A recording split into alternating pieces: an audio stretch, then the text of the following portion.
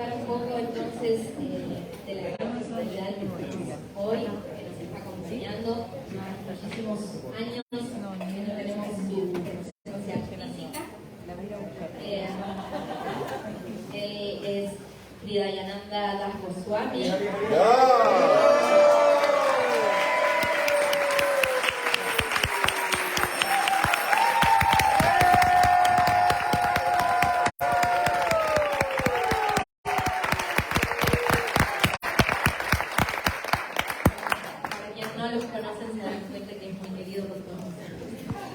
Él nació en Los Ángeles, California, en 1948 y debido a su gran erudición obtuvo una beca de estudios en la Universidad de California, en donde presenció una conferencia dada por A.C. Bhaktivedanta Swami Prabhupada, maestro fundador del Movimiento para la Conciencia de Krishna, con quien tomó iniciación espiritual en 1970. Hridayananda Das Goswami este año está cumpliendo 51 años de vida de sannyasi. Creo que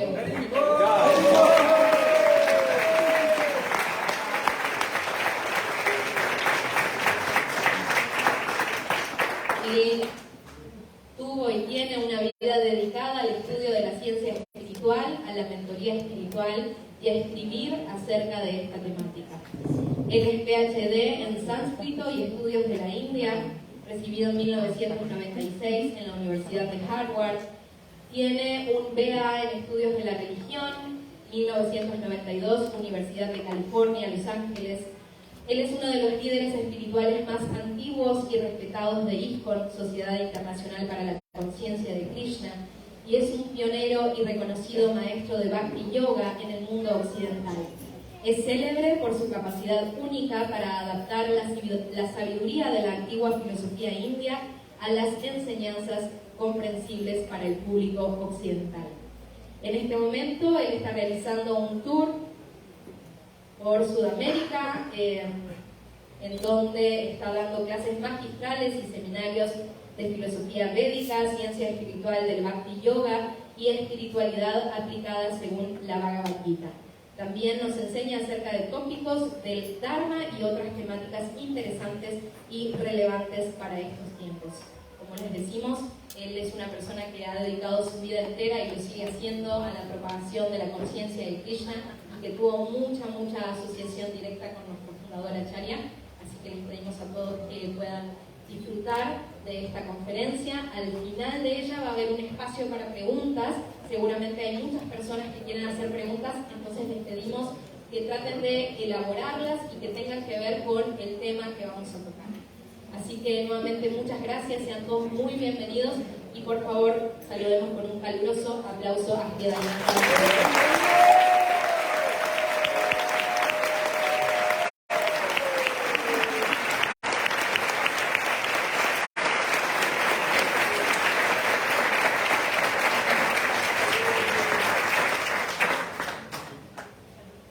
Gracias. Vamos a cantar. Yo pensé que tal vez aquí no pueden cantar de Hare Krishna, porque no va a poder.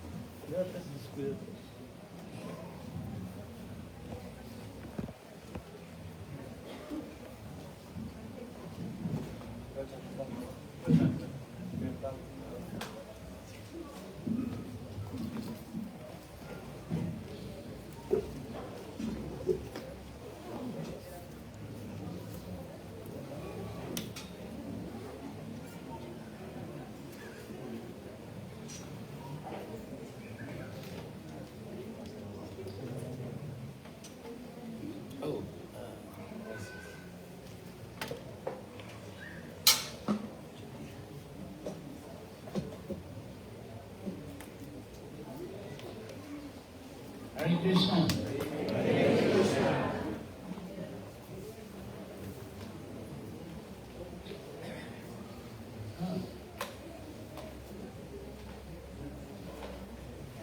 Hoy vamos a hablar sobre Bhagavad Gita, capítulo 18, verso 20, que está ahí, y también un poco de 21 por el mismo precio.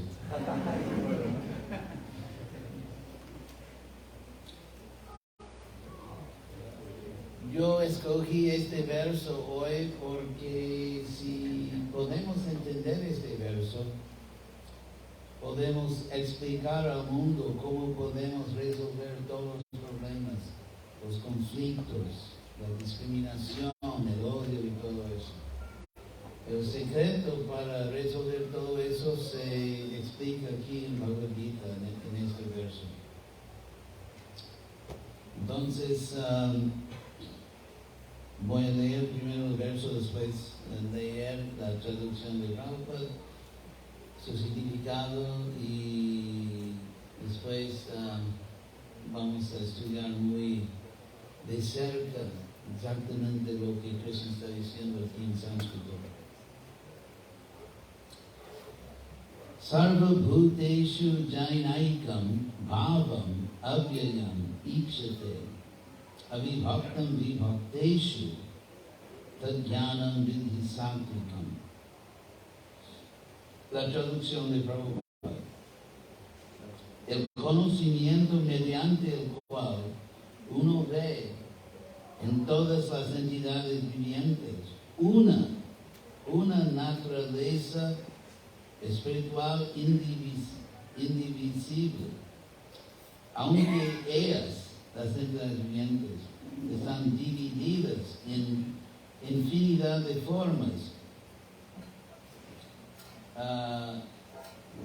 Has de saber que están en el plano de la modalidad de la bondad.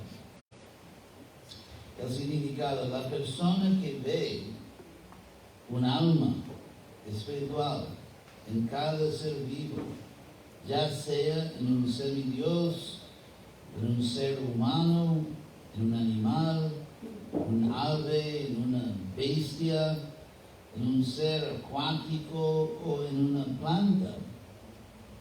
La persona que ve posee conocimiento en el plano de la modalidad de la bondad. En todas las entidades vivientes hay un alma espiritual, aunque ellas tienen diferentes cuerpos en función de su trabajo previo o karma.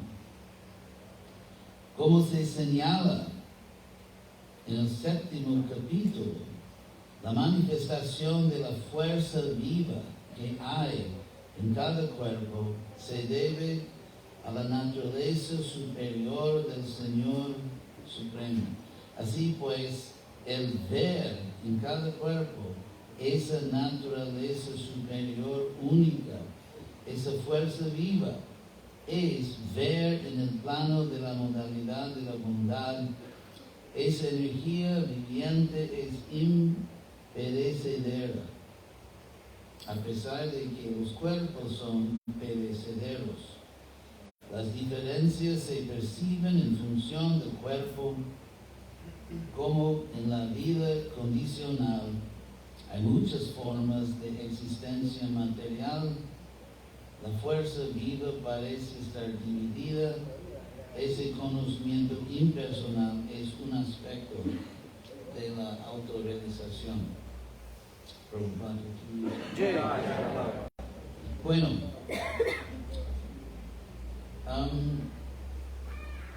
lo que Prabhupada llama aquí la modalidad de bondad, la palabra sánscrita traducida aquí como modalidad es guna.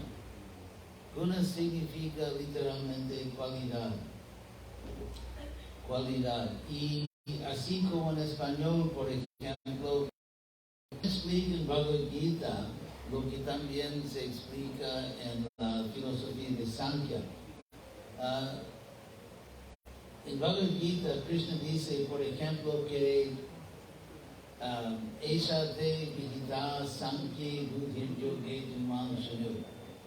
Que Krishna en Bhagavad Gita está explicando la verdad, la naturaleza de este mundo, y específicamente inteligencia superior, tanto en el sentido filosófico como en el sentido práctico.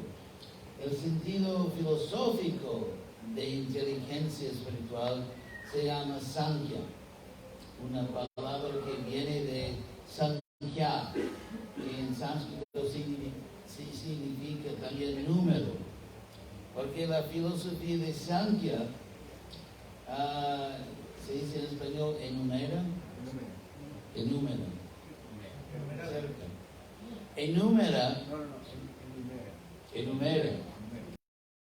Es como se dice, solo cometí un error en mi vida.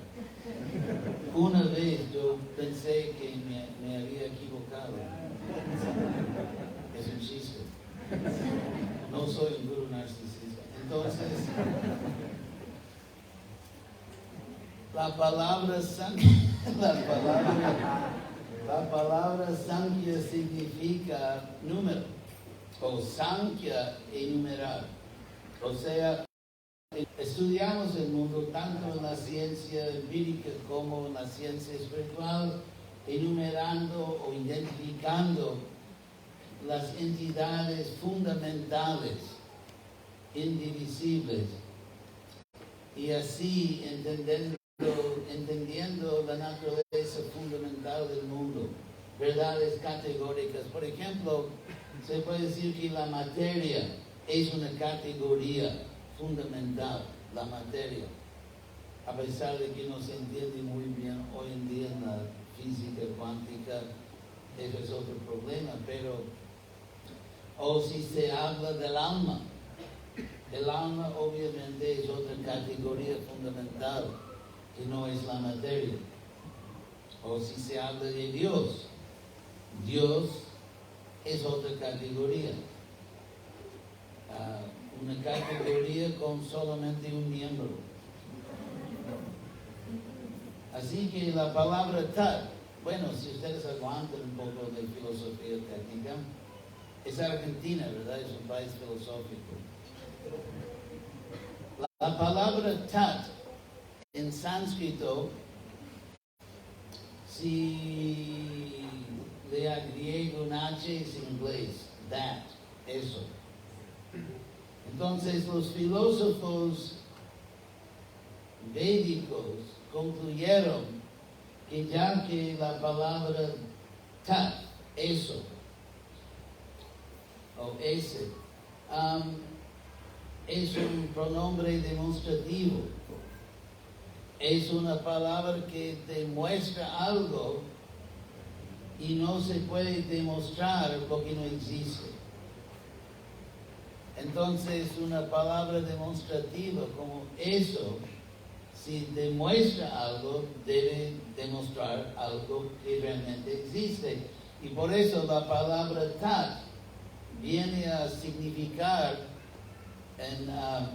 técnicamente en filosofía sánscrita, algo que realmente existe. Y ya que la única cosa que existe independientemente es Dios, tat también indica Dios, como en la expresión Om Tat Sat. Porque todas las otras cosas que existen en forma, prepárense para otra palabra técnica, en forma contingente. Ahora respiren. La palabra contingente significa dependiente. Por ejemplo, existimos, podemos decir, como seres humanos.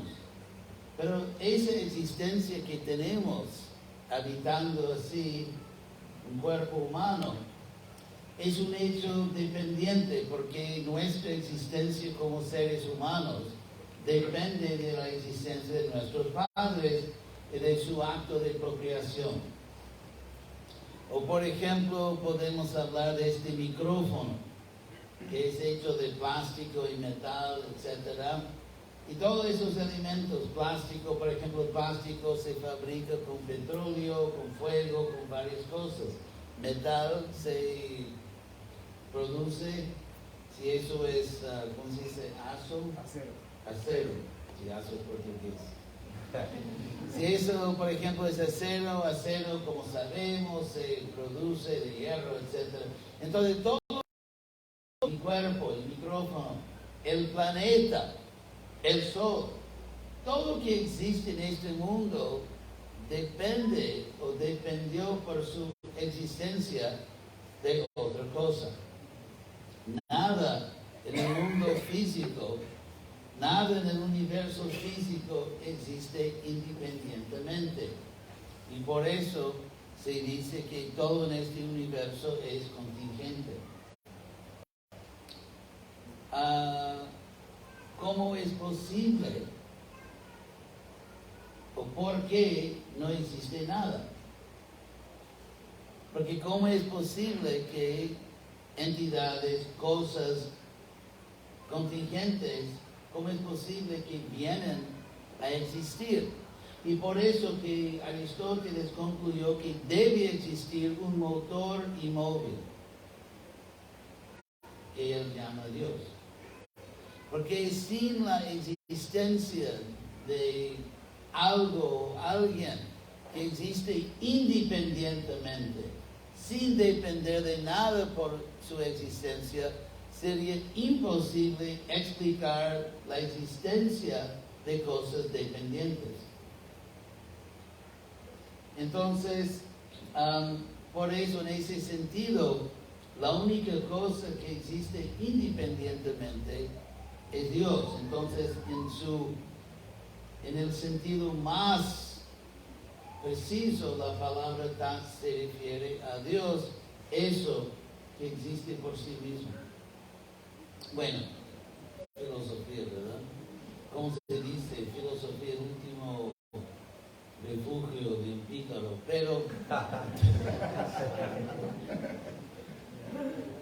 Pero volviendo entonces a la palabra tatuar. Tua en sánscrito básicamente es el sufijo español dar, felicidad, bondad, comprensibilidad. O sea, dar significa en español el estado de ser algo.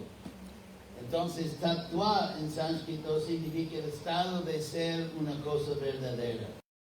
Categoría de almas que no son Dios, y hay un sinnúmero de miembros de esa categoría, Jiva Tattva. Y finalmente, Prakriti Tattva, la categoría de, no sé si es políticamente correcto decirlo, pero materia muerta. Inerte. Sí, inerte y muerta. Entonces, que sin duda, bueno, entonces en este verso, volviendo a este verso, Krishna habla de Satvikam. Satvikam significa simplemente algo que está en sattva, bondad, porque el universo no existe solamente cuantitativamente. La ciencia empírica básicamente mide las cosas y se entiende que eso es una forma de comprobar o estudiar. Por ejemplo, la palabra sánscrita, una palabra común que significa evidencia, es pramana, que significa literalmente medida. La medida, porque mana en sánscrito de la raíz ma, y palabra como matra, medida, es la fuente del español metro o métrico. Esas palabras vienen de la raíz sánscrita ma, la palabra matra, etc. Entonces, el universo no es solamente cuantitativo, pero también cualitativo. En la ciencia empírica, el proceso es de reducir cualidad a cantidad. Por ejemplo, doctora, un ejemplo para ti. Que vamos a decir que yo siento un dolor en, no sé, mi cabeza. No lo siento simplemente. Este me va a preocupar. Vamos a decir que yo siento un dolor en la cabeza. Eso es una cualidad de conciencia, de sentir dolor. Pero la ciencia reduce esa cualidad a un cálculo, digamos, cuantitativa, que en el cuerpo falta eso, o hay demasiado de aquello, o que este miembro del cuerpo debía ser de este tamaño, pero de otro tamaño se redujo por un problema, por presión de otra cosa, y esa presión también puede ser entendida cuantitativamente, ciertos grados de presión. Así que la ciencia empírica reduce cualidad a cuantidad. Eso funciona bien para tratar el cuerpo, pero, o sea, lo que funciona, vamos a decir, en la ciencia médica, no funciona en la ciencia metafísica o filosófica. Porque, por ejemplo, si yo siento dolor en algún lugar en mi cuerpo, y ese dolor puede ser traducido o reducido o expresado o analizado en términos cuantitativos, pero toda la expresión cuantitativa no describe lo que yo siento, simplemente describe el estado físico que corresponde a mi experiencia de conciencia subjetiva. Y así lo que se puede reducir en la ciencia por motivos, digamos, materiales, y hay motivos materiales benéficos y valiosos, como ciencia médica. Pero en términos de filosofía, eso no explica el hecho de que soy consciente. Y que conciencia no se puede reducir a una ecuación, una serie de números. Por eso, como Krishna explica en Bhagavad Gita, entre los elementos fundamentales del universo no hay simplemente diferentes tipos de átomos o moléculas, como en el, ¿cómo se dice? No sé cómo se dice en español, la tabla periódica. La tabla periódica. ¿Ah? Tabla periódica. Tabla periódica. Cerca, ¿verdad? Llega cerca.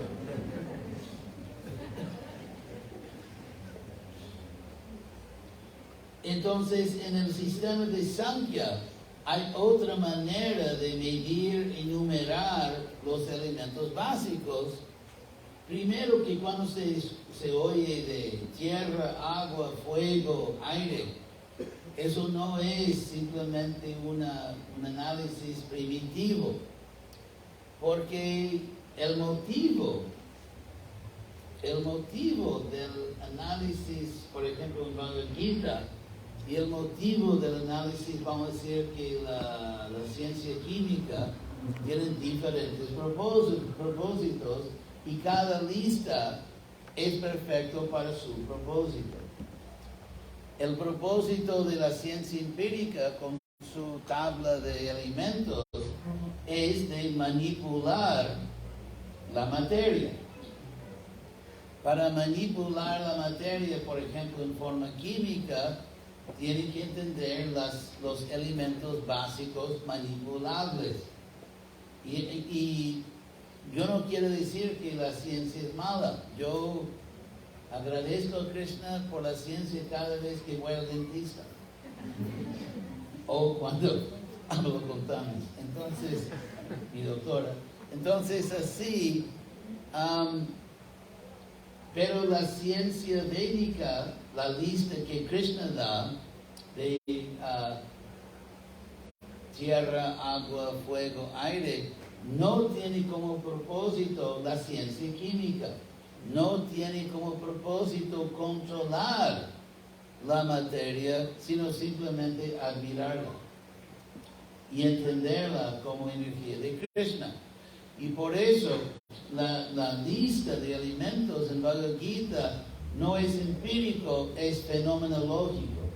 ¿Qué significa fenómeno? En filosofía significa algo en el mundo que tú puedes percibir con sentidos humanos normales. Entonces, ¿cómo podemos traducir esa lista de Krishna en Bhagavad Gita? El capítulo 7 es que los elementos básicos son sólidos, líquidos,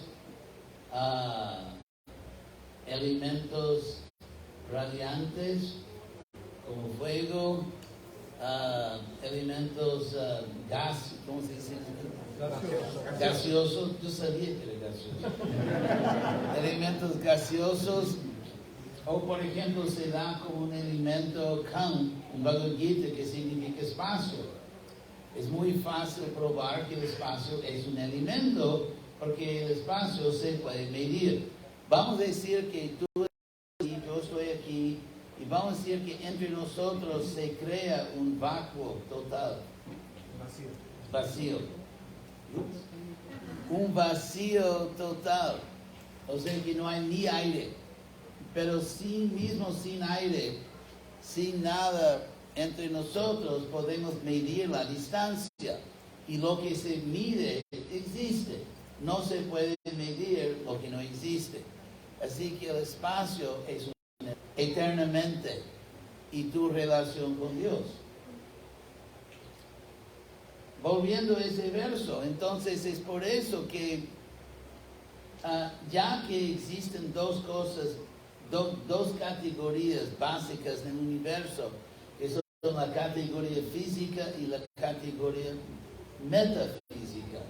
La categoría física todo el mundo conoce, materia.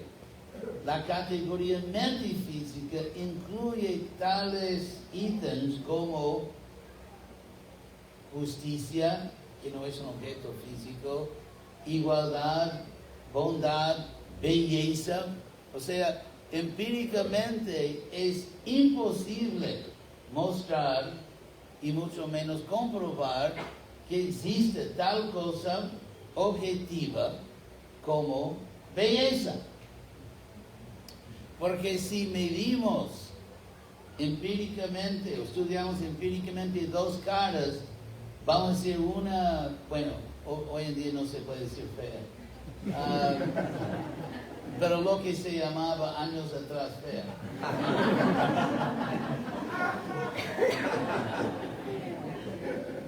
Nadie, o sea, ninguna alma es fea, pero para que me entiendan.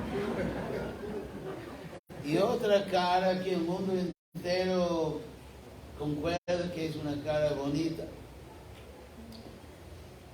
Eso es algo que nunca se puede demostrar empíricamente. Inclusive palabras como bella o fea son incomprensibles empíricamente. Lo mejor que podemos hacer es, según una comunidad humana específica, ciertas, ¿cómo se llama? Características. No, otra palabra. Características. No. Atributos. No. Un minuto, por favor. No. Ciertas dimensiones, distancia entre los ojos y todo. Se puede estudiar eso. Se puede estudiar y lo único que se puede decir empíricamente es que hay una comunidad de seres humanos que dan a esas proporciones fisionómicas el nombre bella. Y esas proporciones matemáticas dan así el nombre fea. O sea, no se puede decir científicamente, en términos de ciencia empírica, que un objeto es bello o feo o medio.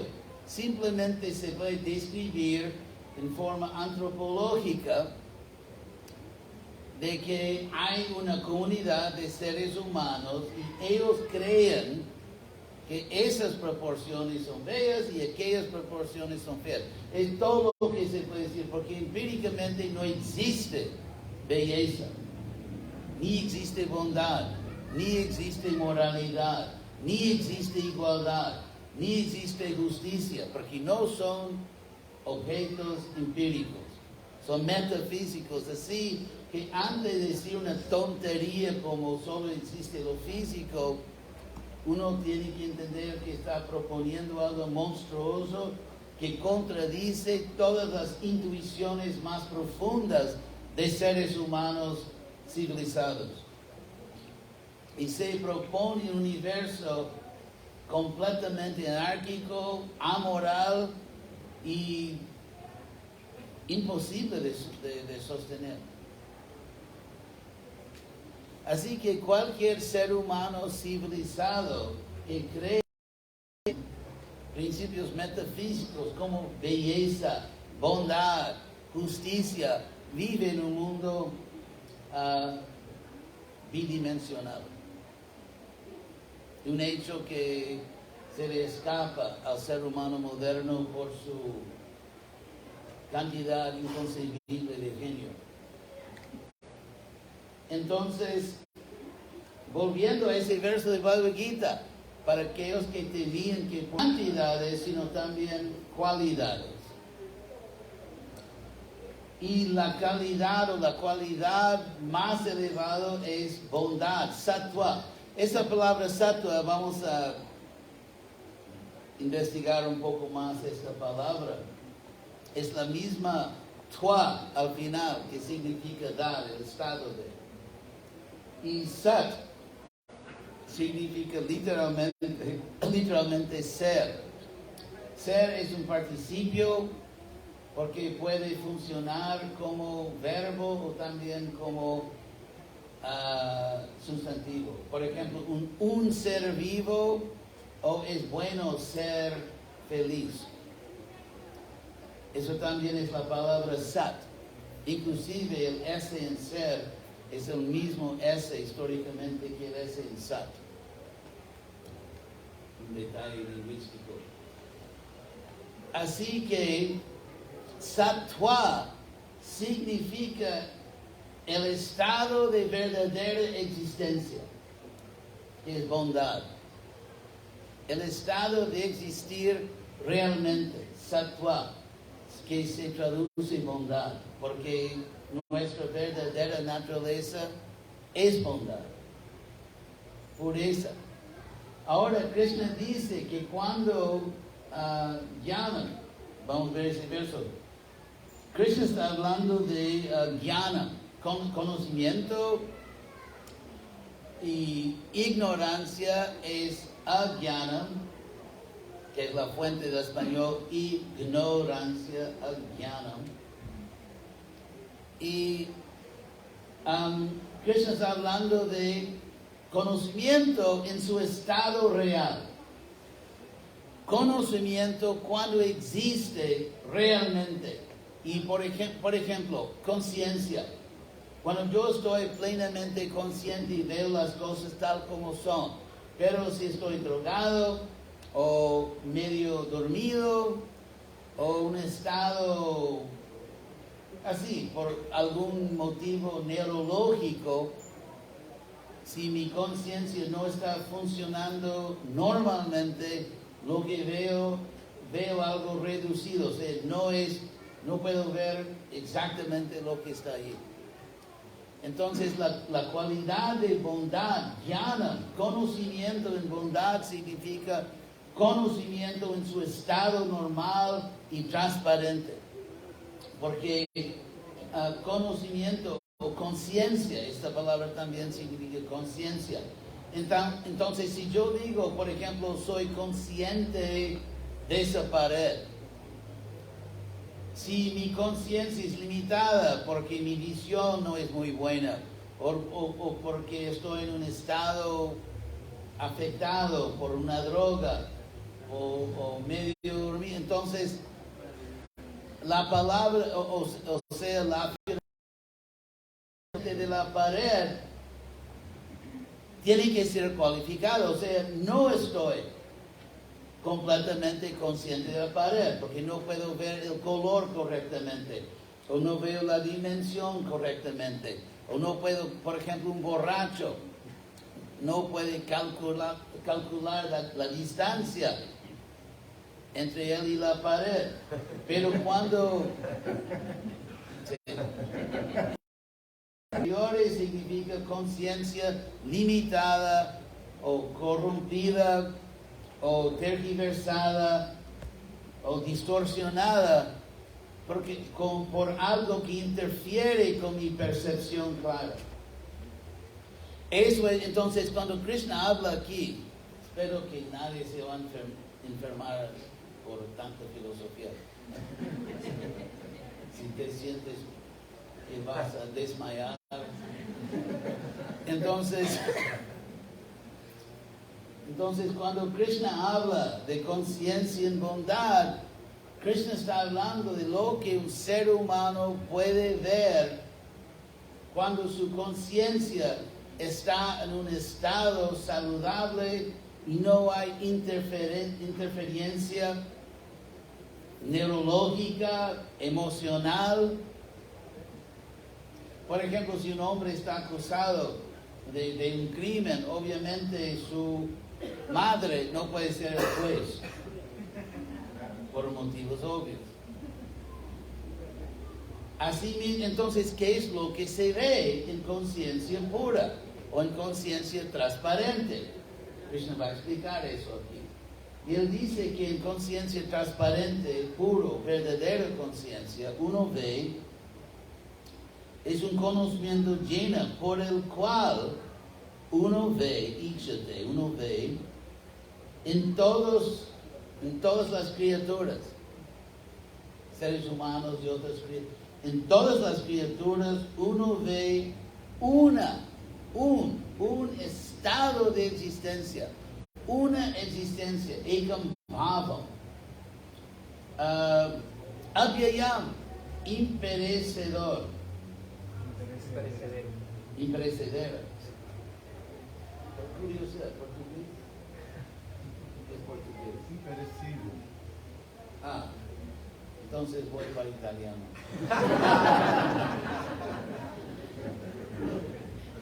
No, tampoco. Wow, el segundo error de mi vida. Entonces,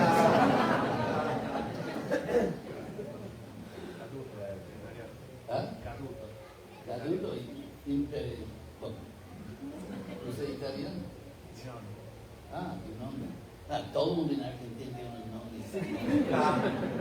Entonces, Sarvabhuteshu Jainaikam Bhavam Avyam Ichate. Un estado de una existencia que nunca se destruye. Avibhaktam, que traducir indiviso, vivacteshu, en los divididos. Indiviso en los divididos. Tadgyanam, ese conocimiento, viti, sepa, es de la cualidad de bondad. Ahora, hablando por ejemplo del racismo, sexismo y los diferentes problemas de nuestra era, obviamente una persona con esos problemas cognitivos no puede ver más allá de la superficie de la existencia, porque cuando un ser humano piensa que esa otra persona es categóricamente, fundamentalmente diferente de mí, hay una tendencia por orgullo falso, por vanidad, de pensar lo que es categóricamente diferente de mí es inferior a mí. Eso es el resultado de vanidad, de egoísmo. La verdad es que las diferencias entre nosotros de género, de raza, de posición política, esas diferencias existen en la superficie de la realidad. Son diferencias relacionadas al cuerpo. Las almas son todas iguales. Así que es el alma que es la base de la igualdad. Los cuerpos no son iguales. Por ejemplo, obviamente yo puedo correr mucho más rápido que ustedes. Eso es un chiste. Es un chiste. Los cuerpos son diferentes, las almas son iguales y somos almas. Así que somos iguales, todos merecemos justicia igual porque son almas, porque somos almas. Si uno niega el alma, la cosa más patética y absurda son los humanistas que luchan por igualdad y niegan la existencia del alma. O sea, tienen una posición filosóficamente absurda.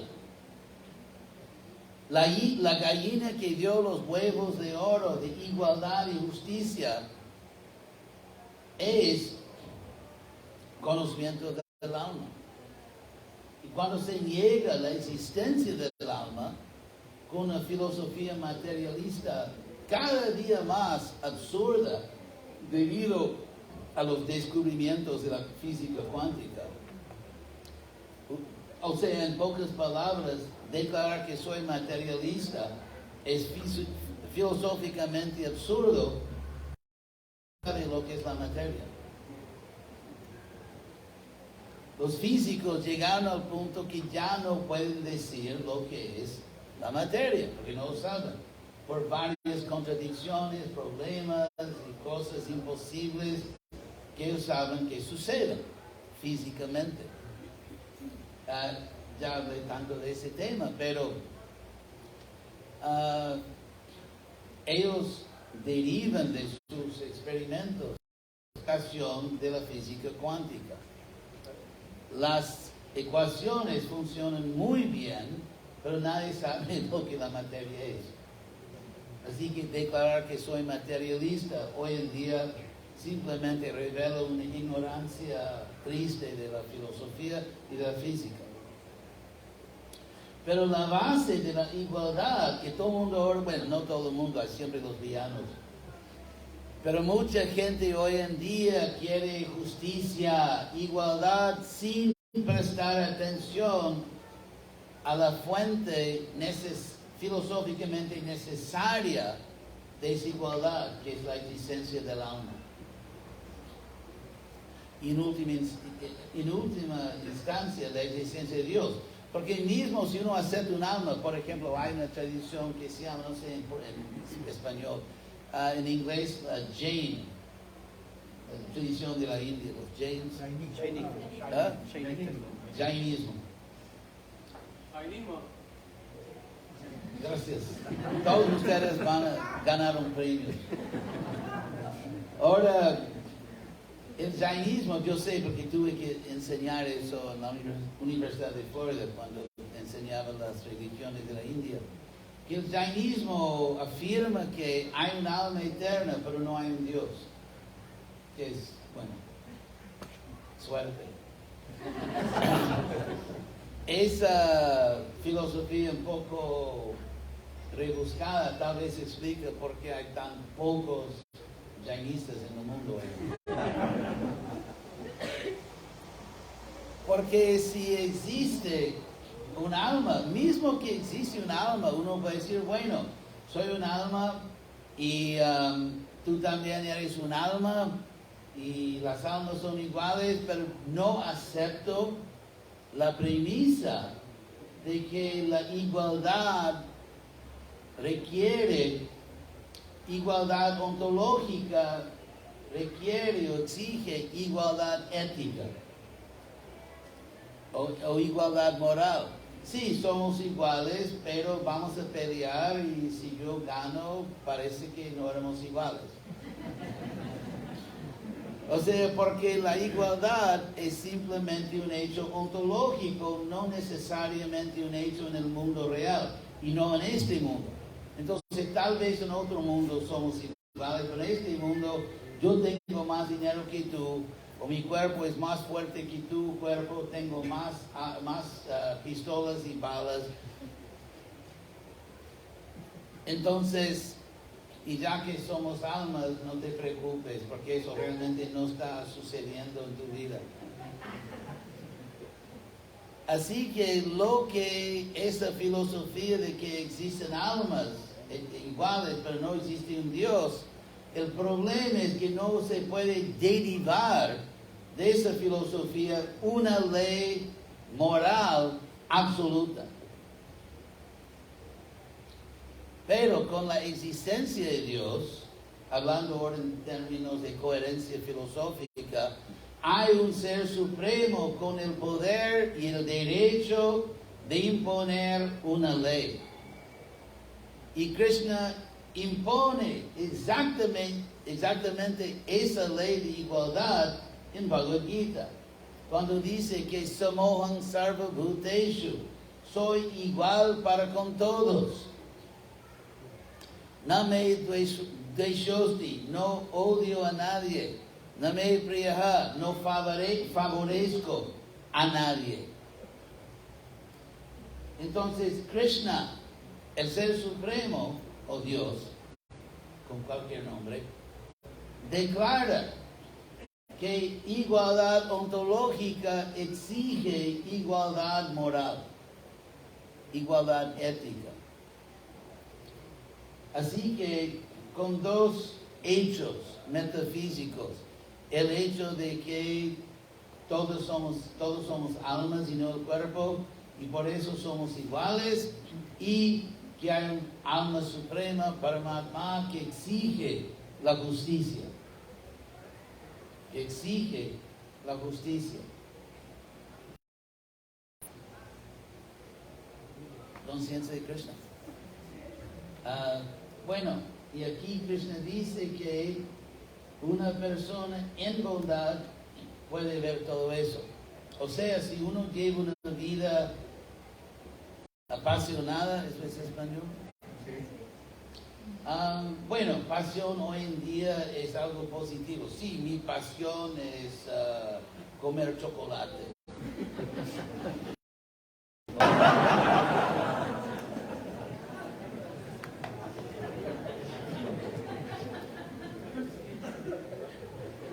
Bueno, llegó, ¿verdad?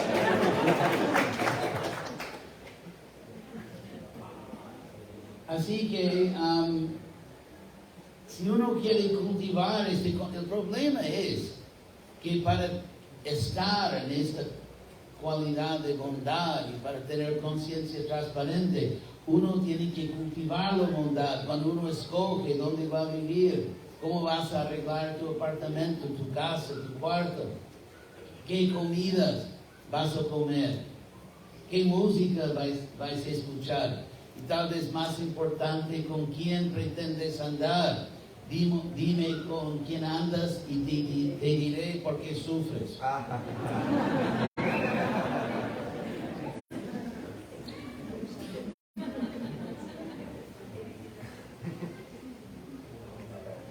Así que conciencia de Krishna significa desarrollar, cultivar, organizar una vida de bondad en todo lo que hacemos.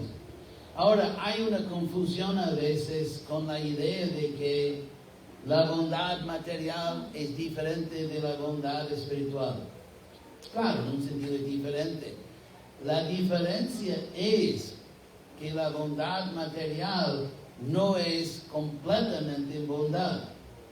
Porque como Krishna explica en Bhagavad Gita, en este mundo siempre hay competencia entre las diferentes cualidades, así que uno puede ser principalmente o mayormente uno puede ser bondad, pero le sobró un poco de pasión. Y todo el mundo tiene sus días ignorantes, y uno básicamente se despierta clínicamente loco. Pero trata de arreglarse antes de salir a la calle. Es por eso cuando hay bondad completa, purificada de las otras cualidades, se llama Shuddha Sattva. Bondad purificada o Vishuddha Sattva. Bondad realmente purificada. Y así mismo, bondad es espiritual. Bondad es espiritual. Pero cuando uno es principalmente en bondad, pero todavía hay remanentes de otros. Si tienen preguntas y una tarjeta de crédito.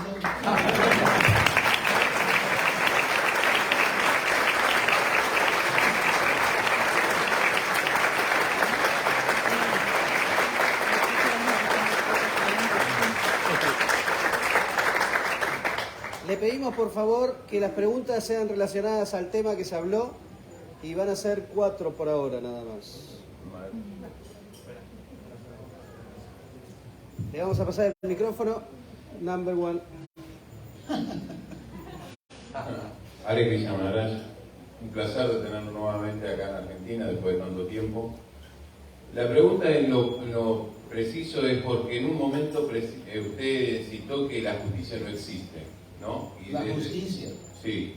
No, dije que no existe empíricamente. Empíricamente. Entonces, desde su argumentación e interpretación manifestó esto. Pero ¿cómo que la justicia no existe si es una evolución de la civilización? Bueno, pero la palabra evolución es un criterio metafísico.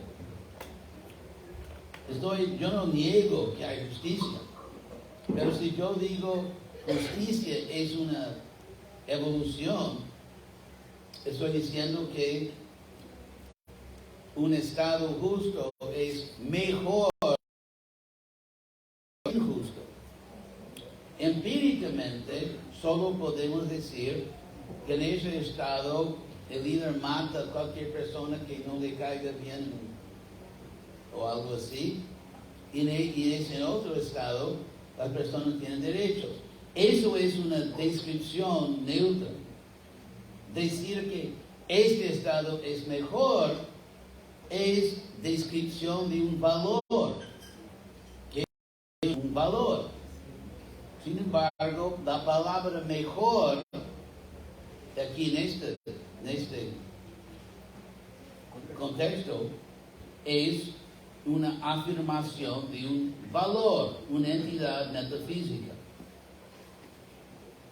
Por ejemplo, si hay una, vamos a decir, hormiga en un estado despótico y una hormiga en un estado liberal de justicia, para la hormiga no hay diferencia. De todo lo que sabemos, las hormigas no tienen conciencia suficiente para percibir hechos metafísicos. Un estado horrible donde el líder masacra a inocentes. En términos de la física, es simplemente una serie de eventos físicos. En cuanto a que es ciertamente correcta, que es que él más o menos reencarnó o revivió el escepticismo filosófico occidental en forma muy seria. Entonces, él mostró filosóficamente que no se puede derivar un hecho metafísico de un hecho físico. Dictadura es simplemente una configuración política física. Para los ciertos animales, el hecho de mata a muchos inocentes y tira los cuerpos en el bosque es una bendición. Hay más comida. Así que ningún evento, ningún estado físico puede comprobar un valor moral. Físicas y no simplemente afirmar, porque el problema hoy en día en el mundo es que hay una coalición de dictaduras salvajes en el mundo que están completamente cómodos con genocidio y cosas así, que están insistiendo que la democracia es simplemente caos y que es mejor una dictadura violenta. Y lo único que los demócratas o las personas pueden decir que no, eso no es así, que la democracia, los derechos, eso es mejor. Pero simplemente afirmar, ¿dónde está el argumento filosófico? El problema en el mundo es que los hedonistas modernos no pueden ofrecer un argumento serio, filosófico, para justificar los derechos humanos. Simplemente decir como un niño, sí, ¿por qué? Porque sí. Entonces los liberales demócratas de hoy en día hablan como niños. Porque sí. Dios nos salve. Otra pregunta. Su esposa lo dijo.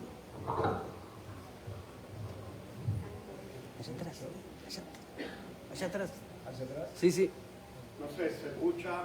Ah, sí, sí. Maharaj, usted habló de la bondad y bueno, veía los problemas de falta de bondad que había en el mundo cuando estaba Prabhupada presente. Especialmente hablaba del aborto y de temas como el feminismo y los mataderos. ¿Yo? ¿Feminismo? No, Oh, Srila Prabhupada. sí. Y han pasado 50 años de esas conversaciones y desde mi punto de vista siguen siendo tres problemas muy graves que tienen que ver con esta falta de bondad en relación... Sí, pero tenemos que analizar esos problemas seriamente dentro de un contexto dialéctico.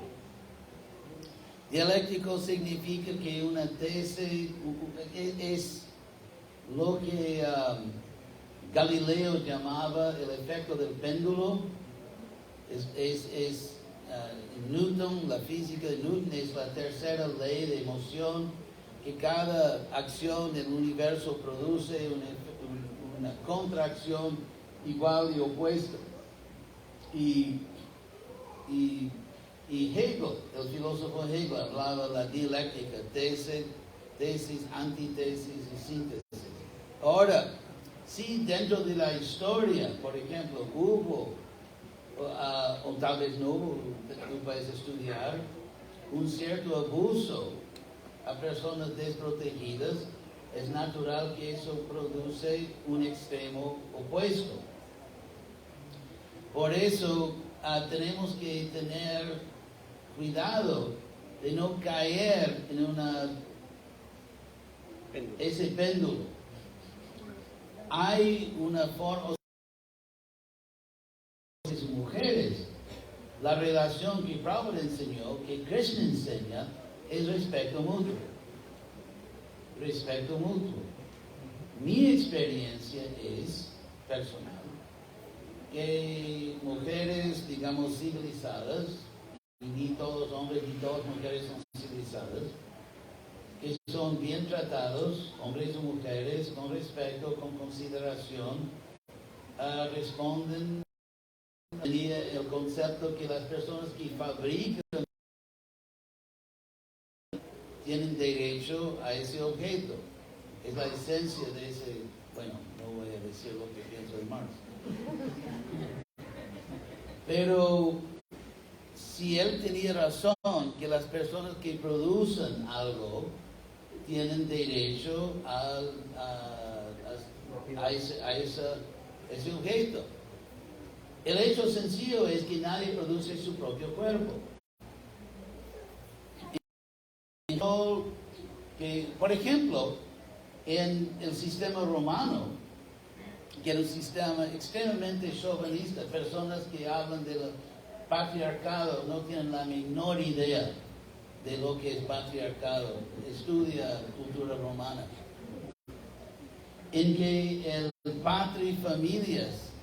padre de la familia tenía derecho de vida o muerte sobre los miembros de la familia.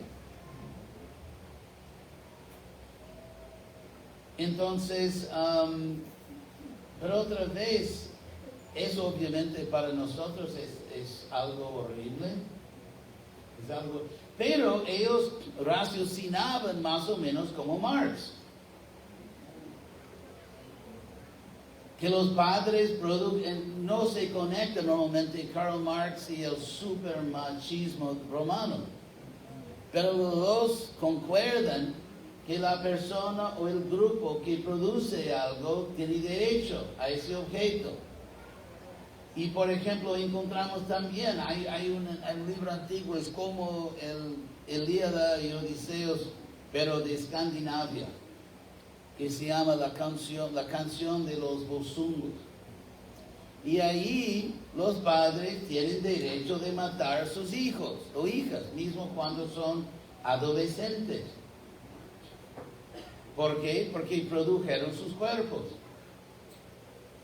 El problema hoy en día es que no se piensa, no hay filosofía, no se investiga, solamente hay afirmación, se grita en la calle y gritar en la calle hoy en día es filosofía.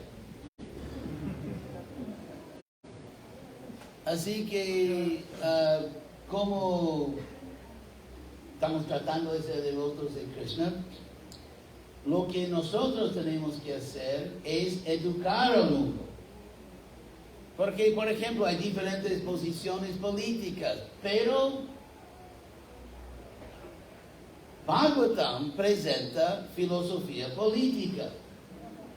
El Bhagavatam presenta filosofía social. Entonces, en vez de perder tiempo con políticos que si tienen más de 13 años ya deben entender que los políticos nunca van a salvar el mundo. En vez de perder tiempo en política mundana, debemos predicar, educar a la sociedad sobre la verdadera solución que es la filosofía de Krishna. Y en cuanto a esas cosas como aborto y todo eso, hay una filosofía de Krishna. También se encuentran comentarios sobre aborto en el Bhagavatam. Bueno, espero que no me van a matar, solo las cositas que dije, pero... Entonces, ¿otra pregunta? Sí. Hay una devota con una pregunta. Acá va a agarrar. Sí, porque dos... Sí, tal vez una devota. Gandhi. Si me pudiera hablar en la justicia que se está hablando, ¿quién serían los inocentes? Porque como nosotros hablamos mucho de karma, parecería que la inocencia no existe. Entonces, ¿qué sería lo inocente para defender o qué es la justicia? Porque uno no puede actuar como Dios y uno no puede tomar la ley en sus manos, ¿se dice en español? Uno no puede tomar, por ejemplo, si en la cárcel hay una persona condenada a ser ejecutada, tú no puedes entrar en la cárcel con un ametrallador y matar al tipo. Bueno, sí, él fue condenado a muerte, pero tú no lo puedes matar. Entonces hay dos niveles de justicia. Un nivel es humano, otro nivel es divino. Y nosotros no podemos jugar el papel de Dios y tomar la ley en nuestras manos. Todo el mundo, todo ser humano, todo animal tiene, vamos a hablar de seres humanos, todo ser humano tiene derecho divino de ser tratado, recompensado, castigado según sus actividades en esta vida. Eso es la ley de Dios. Y si hay otras cosas de karma, Dios mismo lo va a imponer.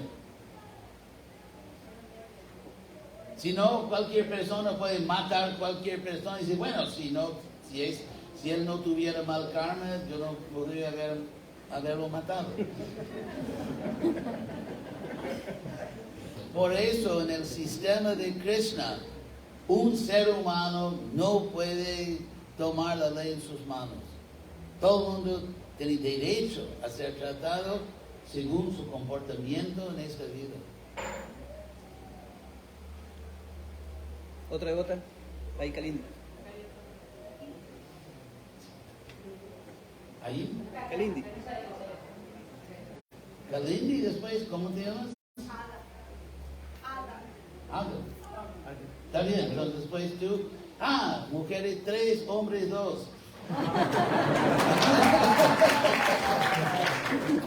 Sí, otra pregunta. ¿Existe el error o siempre es karma? El error, El Dios error no es se Dios. equivoca. A nosotros, ¿cometemos errores o siempre es karma? Claro que cometemos errores diariamente. Pero cuando cometemos un error, también podemos decir, bueno, ese era karma. Tal vez era karma, pero también es tu karma por tu error. O sea, dos niveles.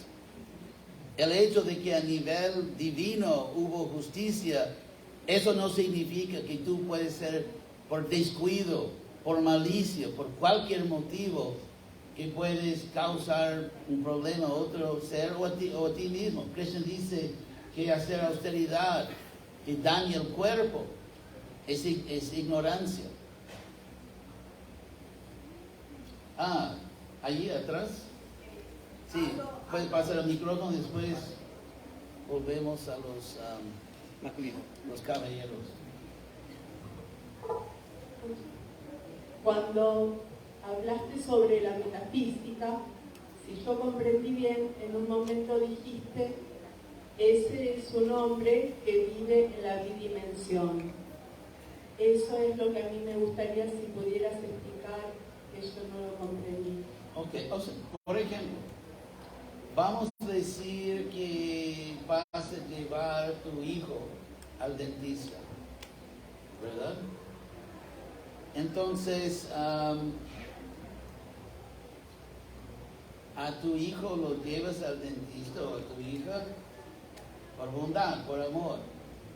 Entonces, ese amor de ver mucho valor en tu hijo o hija, o de aceptar que es mi deber, y deber, obviamente es el verbo, deber, que uno en este mundo va a deber hacer tal cosa.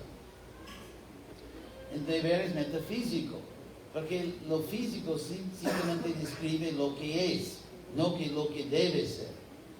Decir que, por ejemplo, tú debes cuidar de tu hijo, tú debes llevar a tu hijo al dentista, es un deber, porque hay un valor, hay una ley moral que las madres y los padres deben cuidar seriamente de sus hijos. Es una ley moral, leyes morales no son objetos físicos. Pero para llevar a tu hijo al dentista, tienes que usar ciencia empírica, que por ejemplo el dentista está a esa distancia, bajo condiciones normales de tránsito lleva 15 minutos, pero voy a salir 25 minutos antes por las dudas, y etcétera, etcétera, y voy a manejar mi carro de forma científica, o sea, manejar bien. El hecho es que en este mundo todos nuestros propósitos son por definición metafísicos. Utilizamos la ciencia material simplemente para ayudarnos a llevar a cabo propósitos metafísicos, justicia, cuidar a los niños, o defender a los inocentes, o promover belleza en el mundo, en vez de arquitectura moderna, y cosas así. Y entonces es metafísico porque está encima. Es la metafísica que determina propósitos, valores, y es la física que simplemente ayuda, sirve a nuestros propósitos para que seamos eficientes.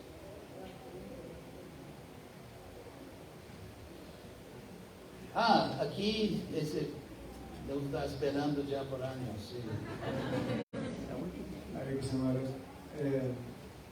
Krishna dice acá, y usted lo explicó muy bien, que cuando una persona llega a un conocimiento en la modalidad de la bondad, ve a todas las entidades vivientes dentro de la misma naturaleza espiritual. Iguales. Como iguales. Sí. Y es muy fácil entender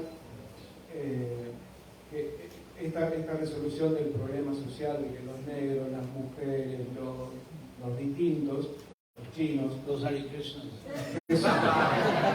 que todos los seres humanos somos iguales, entonces no habría conflicto ahí. Pero cuando descendemos de especie, hay algunas especies que nos caen simpáticas, como los perros, los gatos, eventualmente para algunos las vacas. Pero hay especies que, bueno, para algunos, nosotros para las vacas, pero para otros las vacas son una fuente de alimento, y hay especies que son perjudiciales para nuestros propósitos, como por ejemplo, si queremos cultivar la tulsi, hay hormigas, y a la hora de actuar en forma igual con todos, no podemos ser misericordiosos con las hormigas y dejar que se coman nuestra huerta, por ejemplo. Y entonces, ¿cómo se concilia eso de hacer una masacre de hormigas y no masacrar a personas? Bueno, tratar a todos iguales no significa tratar igualmente al asesino y al benéfico. Lo que Krishna dice en Bhagavad Gita es que yo reciproco con todo el mundo. Entonces, obviamente una hormiga no podemos odiar o culpar a la hormiga que está comiendo tulsi, pero tenemos se puede decir, derecho a proteger tulsi. Así, si uno simplemente está caminando aplastando hormigas solo por el placer diabólico de aplastar hormigas, eso es muy diferente, pero estamos protegiendo un ser sagrado y inocente. Así que tratar igualmente no significa cantidad sino calidad. O sea, si uno no reciproca, no está tratando igualmente. ¿Algún invitado que quiera hacer una pregunta? La última.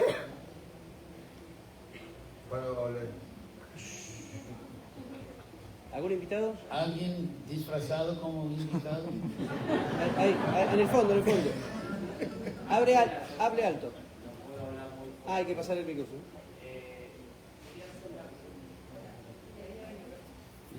La última.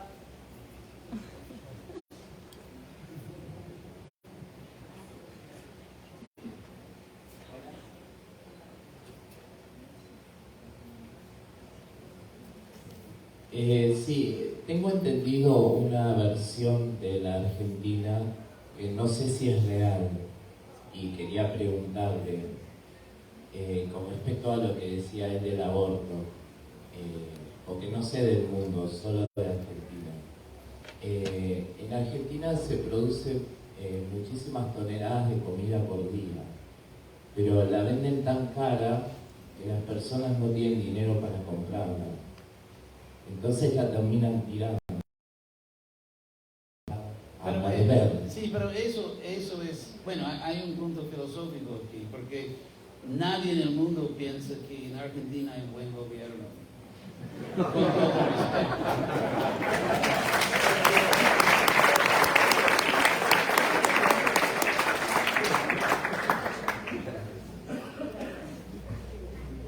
Hay un punto filosófico.